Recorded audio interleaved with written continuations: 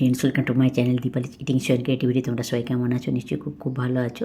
আমিও মোটামুটি ভালো আছি। তো দেখো, এখানে তোমাদের দাদাভাই বাজার থেকে একটা ছোট্ট কুমড়ো এনেছে, একদম টাটকা কুমড়ো, সবুজ কুমড়ো। তো এই কুমড়োটা দিয়ে আমি একটা রেসিপি বানাবো, তাই চলে এলাম তোমাদের সঙ্গে রান্নাঘরে। তো দেখো, আগে এই কুমড়োটাকে আমি ভালো করে কেটে নেব, ধুয়ে কুমড়ো মানে কেটে ধুয়ে নেব কুমড়ো আর আলু। তো দেখো, সেটাই করছি। তো দেখো, এখানে আমি কুমড়ো আলুটা কেটে তারপরে ভালো করে ধুয়ে নিয়েছি। তো এবারে চলে এসেছি রান্নাঘরে। তো আমি আজকে কুমড়ো আলু দিয়ে একটা ছক্কা বা ঘন্ট বানাবো। তো দেখো, সেটাই করছি। তো এখানে আমি একটা কড়াই বসিয়ে দিয়েছি। কড়াইতে কিছুটা তেল দিয়ে দিয়েছি। আমি এটা কিন্তু সরষের তেলেই রান্না করব। তো সরষের তেলই দিয়ে দিয়েছি। দিয়ে তেলটা গরম হতে এখানে দেখো বন্ধুদের অসংখ্য ধন্যবাদ। ওই যে তোমরা আমার সঙ্গে আছো, এইভাবে সারা দিয়ে ভালো করে আর ম্যাশ করে আমি সবসময় আমাদের সঙ্গে আছি। আর নতুন বন্ধুদের বলছি, যারা আমার চ্যানেলটা ভিজিট করতে আসছো, তারা আমার চ্যানেলটাকে সাবস্ক্রাইব করে থেকে যেও, আর বেল আইকনটা অবশ্যই ক্লিক করে দিও, যাতে আমার ভিডিওগুলো দেওয়ার সঙ্গে সঙ্গে তার নোটিফিকেশান তোমাদের কাছে চলে যায়। তোমরা আমার সঙ্গে থাকো, আমিও সবসময় তোমাদের সঙ্গে আছি। তো দেখো, এখানে কিছুটা পাঁচফোড়ন দিয়ে দিলাম, আর দিয়ে দিলাম কিছুটা সাদা জিরে বা গোটা জিরে দিয়ে এটাকে ফোড়নটাকে এখন আমি একটু ভালো করে ভেজে নেব। ভেজে নিয়ে তারপর, যেহেতু এটা নিরামিষে রান্না করছি, নিরামিষ কুমড়ো আলুর ছক্কা বলতে পারো, তাই এখানে নিরামিষে রান্না করবো। এখানে পেঁয়াজ রসুন কোনো কিছুই কিন্তু এখানে আমি যোগ করব না। তো দেখো, দুটো শুকনো লঙ্কা আমি কেটে দিয়ে দিলাম।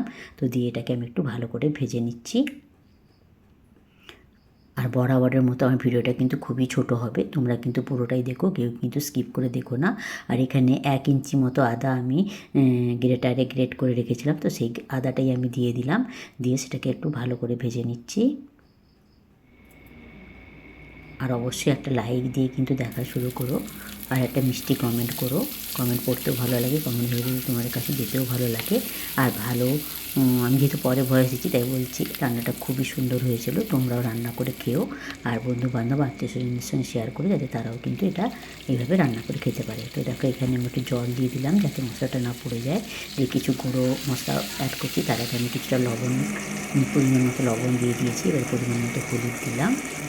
তো আরও কিছু গুঁড়ো মশলা যোগ করবো, তোমরা দেখতে থাকো। দেখো, এখানে আমি ধনে গুঁড়ো দিচ্ছি পরিমাণ মতো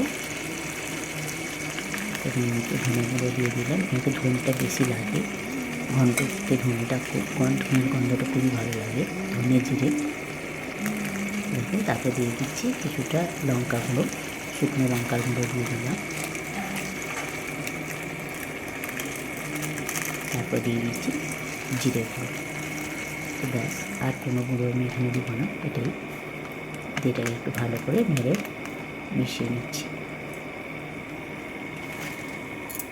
আর একটু জল দিয়ে দিলাম, মশলাটা যাতে না লেগে যায় তার জন্য।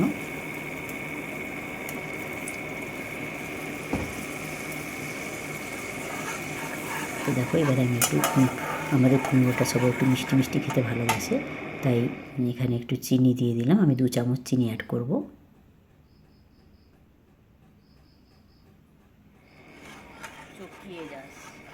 আর দেখো, এখানে বেশ কিছুটা ছোলা আমি কালকে রাত্রে ভিজিয়ে রেখেছিলাম, তো সেই ভেজানো ছোলাটা আমি এতে দিয়ে দিলাম। এই মশলার সঙ্গে ভালো করে ছোলাটাকেও আমি কষিয়ে নিচ্ছি।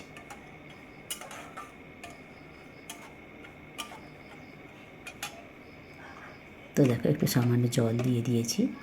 কি হয়েছে গো? দিয়ে এবারে দেখো, কুমড়ো আর আলুটা এখানে আমি ঢেলে দিলাম। দিয়ে এটাকে ভালো করে একটু নেড়ে নেবো, দিয়ে ঢাকা চাপা দিয়ে আমি রান্নাটা করতে থাকবো।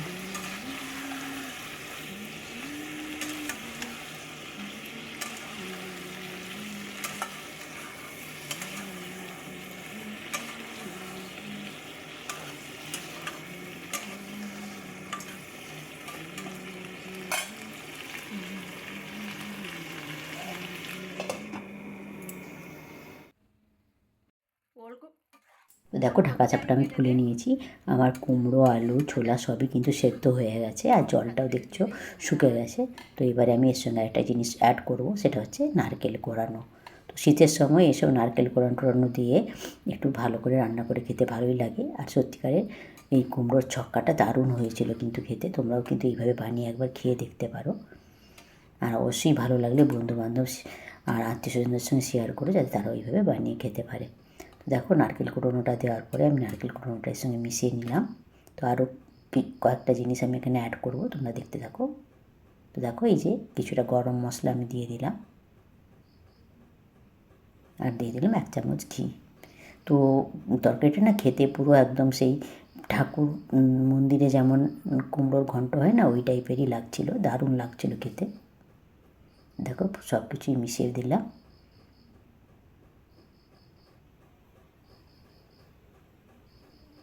তো দেখো রান্নাটা আমার কমপ্লিট।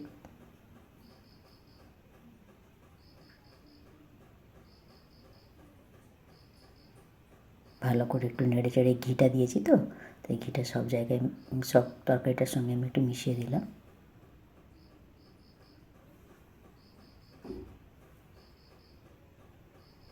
তো এবারে উপর থেকে একটা কাঁচা লঙ্কা ভেঙে আমি দিয়ে দিলাম।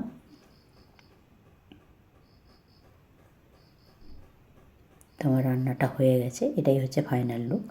তোমাদেরকে একটু কাছ থেকে ভালো করে দেখিয়ে দেবো। আর উপরটা যেহেতু আমি নারকেল দিয়ে করেছি, তাই উপরে একটু নারকেল ছড়িয়ে দিলাম, যাতে দেখতেও সুন্দর লাগে তরকারিটা। তো দেখো এই যে কাছ থেকে তোমাদের ভালো করে দেখিয়ে দিচ্ছি। এরপর আমি তোমাদের দাদা ভাই আর আমার মেয়েকে খেতে দিয়ে দিচ্ছি। তোমরা দেখতে থাকো, সঙ্গে থাকো, কেউ কোথাও যেও না, ঠিক আছে?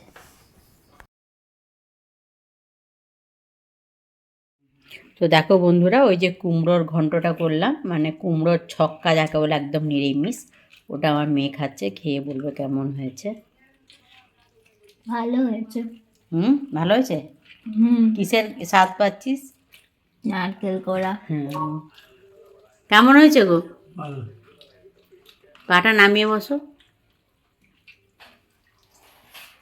আমার বন্ধুদের বাই করো না, একটু বাই করে দাও না। এদিকে তাকিয়ে করো, মিষ্টি একটু বাই করতো। বাই।